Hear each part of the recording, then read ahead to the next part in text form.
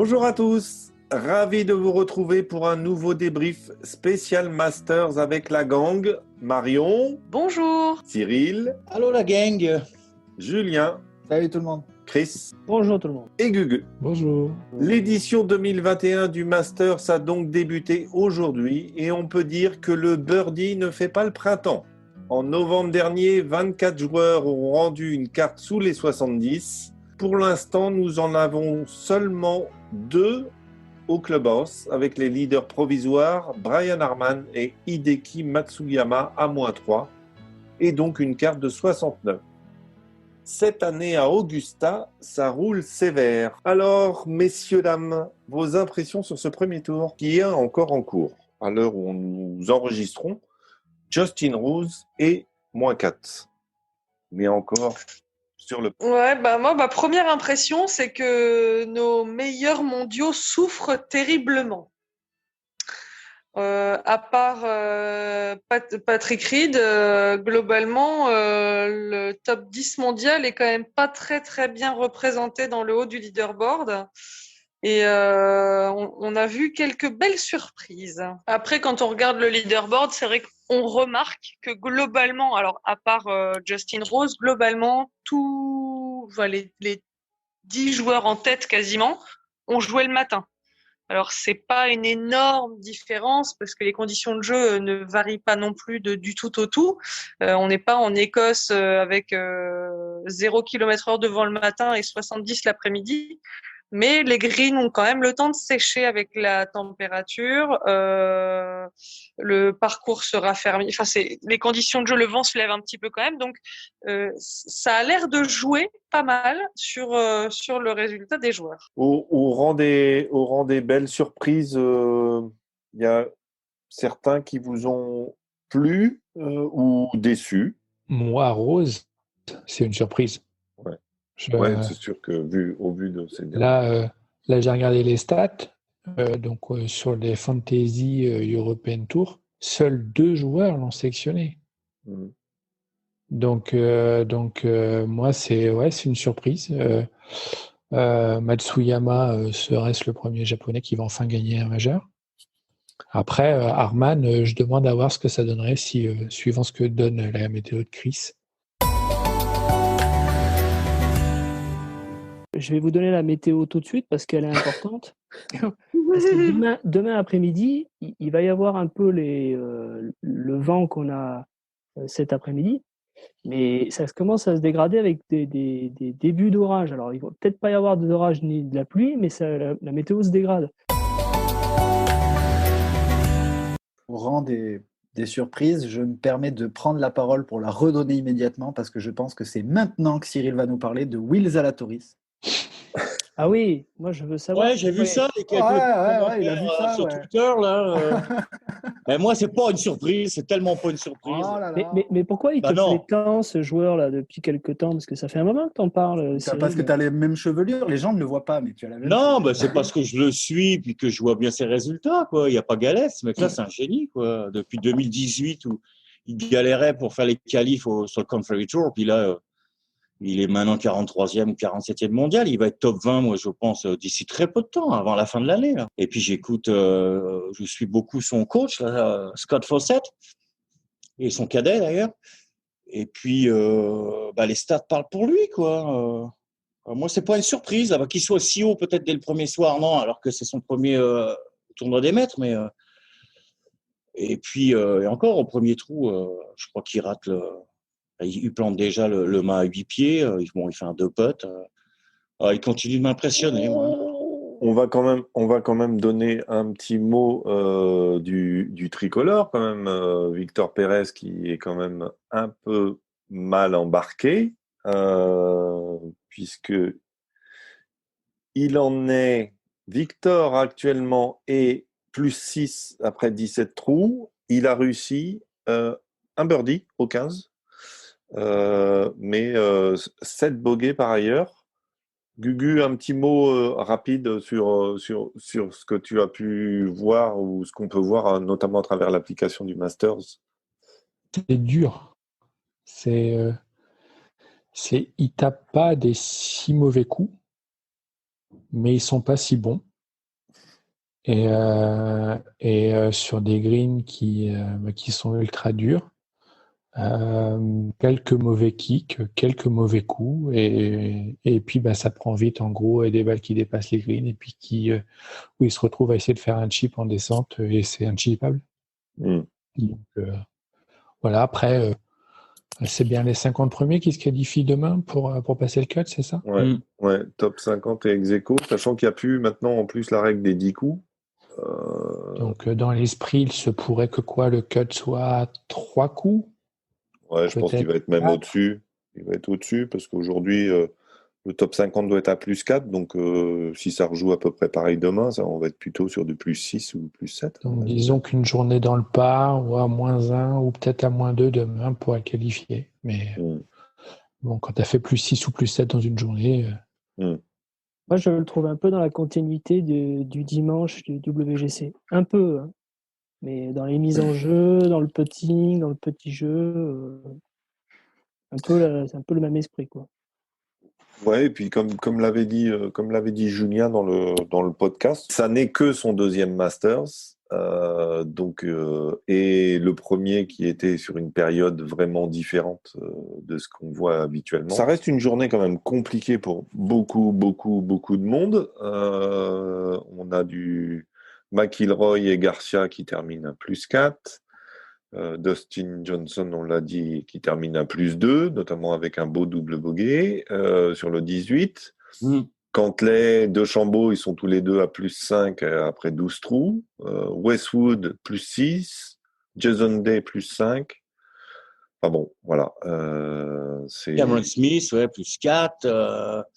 Ouais. C'est Horschel, qui était quand même... moi, personnellement, je ne le voyais pas du tout, mais plus 6, ces joueurs-là, ils vont ramer, hein, parce que là, la coupure est à plus 2. Rose, moins 5. Et moi, la question que je me pose, c'est est-ce que, même avec un Rose, moins 5, qui se détache un tout petit peu, là, on va voir comment il va terminer, mais est-ce que à plus 1 ou à plus 2, avec les conditions qu'on a et qu'on va apparemment avoir, est-ce qu'on peut encore gagner? C'est la question que je me pose, parce que c'est pas si loin que ça, finalement, hein. C'est rien du tout. C'est pas si loin d'un moins 3, par exemple. Exactement. C'est la question que je me pose. Et là, finalement, on voit qu'il y a pas mal de joueurs quand même, hein, dans le par à plus 1 ou à plus 2, et des joueurs qui peuvent, on le sait, qui sont performants, quoi. Je vais juste vous donner une stat de l'ami Justin Ray. Là. Les 15 derniers vainqueurs du Masters ont tous joué sous les 70 au premier tour. Et aucun n'était en dehors du top 10 après le premier tour, sauf Tiger Woods en 2019 qui était 11e. Ouais. Non, pardon. Les 15 derniers vainqueurs ont joué tous sous le par, pas sous les 70. Pardon. Ils ont tous joué sous le par et ils étaient tous dans le top 10, sauf Tiger Woods. Donc, sachant qu'en gros, là, tous les joueurs qui jouent sous le par, de toute façon, là, pour ce soir, sont dans le top 10. Ouais, voilà. Ouais. Donc, globalement, ça voudrait dire que le vainqueur est à chercher parmi le top 10 ce soir. Alors, on va parler un petit peu du vent. Je voulais poser la question à Marion sur ce trou 12, ce fameux trou 12, qui offre beaucoup de balles dans l'eau, encore aujourd'hui. Et ce que je disais, c'était autant sur un Players et le trou 17 du TPC Sawgrass, j'arrive à comprendre parce qu'il y a vraiment de l'eau tout autour du green. Autant là, mettre la balle dans l'eau, c'est quand même se tromper de 10 mètres. Je te rejoins assez, je trouve ça assez étonnant. Alors, évidemment, le green est très peu profond. Jean Van de Velde l'a dit, à l'endroit le plus étroit, je crois qu'il fait 12 mètres de profondeur. Donc, sur des greens fermes comme ça, c'est pas évident. Donc, le choix de club est important. On sait que le vent est un petit peu tourbillonnant à cet endroit parce qu'il est pris dans les arbres, donc il est pas franc. On peut l'avoir. Il y a des petites rafales qui peuvent être par moment favorables, par moment un peu contre. Mais c'est vrai qu'il y a quand même de la marge entre ne pas la mettre sur le green et la mettre dans l'eau. Alors, je dirais une belle erreur parce qu'en plus, on a les 2 bunkers qui peuvent faire office de sorte de réceptacle quand on rate son coup, qui paraît être la chose la plus prudente à faire. Quitte à rater le green, on se fiche dans le bunker, sortie de bunker putt. Enfin, ces mecs-là, c'est facile pour eux de faire sortie de bunker putt. Et c'est vrai que je suis assez étonnée du nombre de balles dans l'eau. Alors, il n'y en a pas eu tant que ça. On en a vu beaucoup. À un moment, on a vu beaucoup la main corner, donc on en a vu un petit peu. Mais bon, je pense que le problème, c'est que si on n'est pas engagé à 200% dans ce coup, qui est quand même un peu particulier, la moindre hésitation pour un coup comme ça peut faire le manque d'intention et d'implication dans le coup peut évidemment faire que on touche pas bien la balle et là on prend la petite rafale. Je pense que c'est plus une succession de détails défavorables qui font que la balle va dans l'eau. C'est pas des grosses erreurs, c'est une succession de petites conneries et évidemment ça coûte bien plus cher. Sam Schnell le disait très bien, c'est vraiment comme une machine à laver. Le vent tourne dans tous les sens. Je me souviens, je ne sais plus quelle édition, mais Patrick Reed avait dit que de toute façon, sur ce trou-là, tu peux avoir les nuages dans un sens, le drapeau de l'autre bord et les arbres encore dans un autre sens. Fait que tu peux jeter ton herbe en l'air depuis le tête de départ. C'est tellement compliqué ce trou. Et pourtant, c'est la normale 3 la plus courte, hein, Augusta. Mais il faut s'imaginer qu'au moment où tu prends tes infos, tu t'imagines que le vent est favorable. Alors, pas de grand-chose, peut-être 10-15 km/h.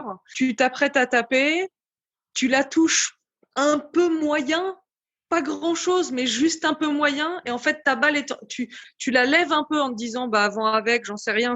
Tu décides de jouer le coup comme ça. En plus, là, tu es obligé de choisir une trajectoire assez haute parce qu'il faut il faut qu'elle tombe de haut pour s'arrêter assez vite. Donc, tu te dis, vent avec, je la mets un petit peu haute. En fait, tu la touches pas ultra propre. Et en fait, arrivé en haut, la rafale est contre. Prends un peu d'intensité. Et en fait, il te manque vite 15 mètres.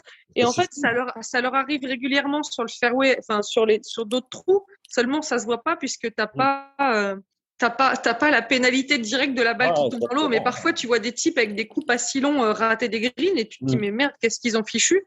Mais là, c'est vrai que ce petit vent tourbillonnant, c'est étonnant. C'est vrai qu'il y en a beaucoup, c'est étonnant. Mais en fait, ça s'explique plutôt facilement, je dirais. Bon, voilà, c'était une petite question technique. Mais c'est parce qu'ils sont nuls, c'est tout. Oui, c'est ça, exactement. Parce qu'ils s'entraînent pas suffisamment, c'est certain. Parce qu'il y a les mecs qui les mettent dans l'eau, les balles, mais il y a les mecs qui les mettent 2 fois dans l'eau. Ouais. Oui, mais ceux-là, ils sont vraiment talentueux. Ouais, ça c'est réservé aux meilleurs, ça. Aux meilleurs, mais ça, on est d'accord. Tiens, à propos de réflexion inutile, t'avais pas un top 3 des trucs inutiles, Julien? Non, j'ai vu non, c'est pas un top 3 des trucs inutiles, mais j'ai vu j'ai passé 3 bons moments. D'abord, on était jeudi, il était 19h15, et au commentaire en France, alors c'était qui? Thomas Levé. Matsuyama, il a déjà la chance du champion, donc ça c'est gagné déjà pour Matsuyama. Donc moi je note et puis je vais aller faire un petit pari. Le deuxième truc, c'est, je sais pas si vous avez vu le par de Wiesberger quand il a putt pour eagle, il le met dans l'eau, il rentre la ficelle de 14 mètres derrière. Ça m'a fait mourir de rire. Et le dernier, c'était McIlroy qui a pas pris un green, qui a mis sa balle n'importe où sur le parcours jusqu'à aller la mettre sur son daron. Alors là, vraiment, le nombre de spectateurs est restreint et il arrive à la mettre sur son père. Exceptionnel. Je pense qu'il a déjà réussi son tournoi pour moi. Bon, eh bien, on va conclure ce débrief du premier tour avec la carte de 65 de Justin Rose, qui se retrouve donc seul leader à -7, avec 4 coups d'avance sur le duo Brian Harman et Hideki Matsuyama. Bonne journée tout le monde et puis à demain. À tout à l'heure. Salut. Tout à l'heure. Ciao. Salut. Au revoir. Et bonjour.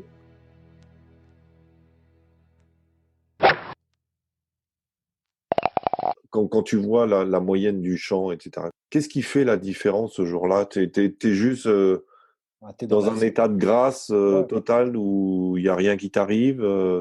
Mais même à notre modeste niveau, ça t'est jamais arrivé, toi? Des journées où, grosso modo, genre, t'as l'impression de ressembler une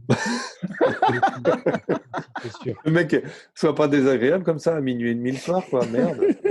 Mais toi, par exemple, ça t'arrive jamais, toi? Ah non.